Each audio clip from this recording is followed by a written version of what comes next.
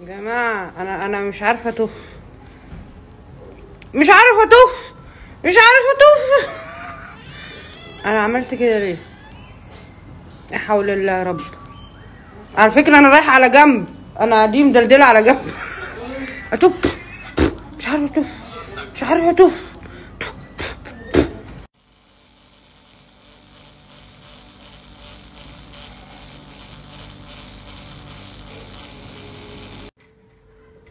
الحقوني، الحقوني،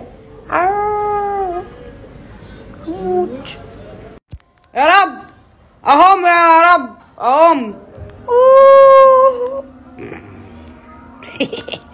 دعاء هتحط فيلر وهتنفخ وهتشد هتكسح الساحه. بصوا هقعدكوا في بيوتكم، انا هقعدكوا في بيوتكم.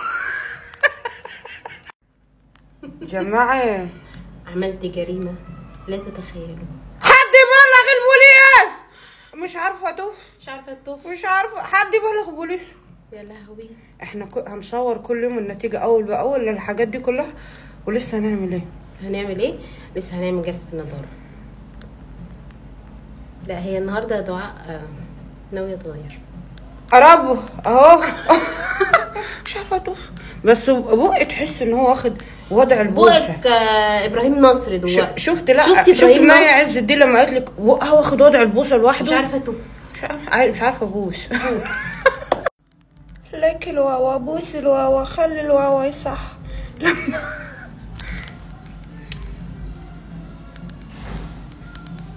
شفت بوز الاخس؟ اهو ده بوز الاخس اهو، ده بوز الاخس مش بوز بطه. ده مش بوز بطه.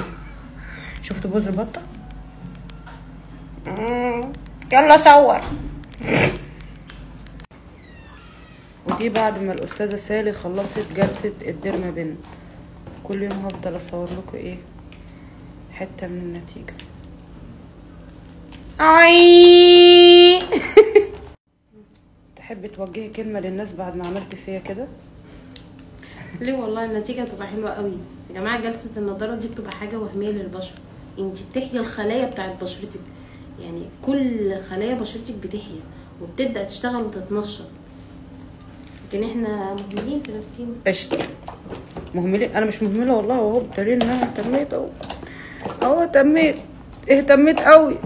من كتر ما انا ما اهتميت بقيت جيلي. بصوا كده في الاضاءه يا جماعه المسام عملت ازاي. شايفين التورم والاحمرار ده؟ عشان المسام هتقفل بعد كده. كنت ورده مفتحه واتقطفت.